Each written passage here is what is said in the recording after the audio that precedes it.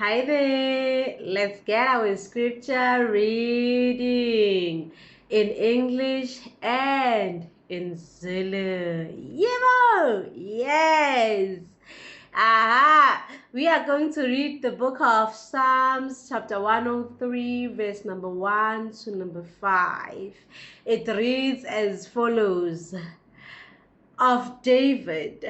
Praise the Lord, O my soul, all my innermost being, praise his holy name. Mbonge uJehova mphefumulo wami, konke okuphakathi kwami, makubonge igama lakhe elingcwele. Verse 2. Praise the Lord, O my soul, and forget not all his benefits. Mbonge uJehova mphefumulo wami, ungakhohlwa imisebenzi yonke yakhe yomusa.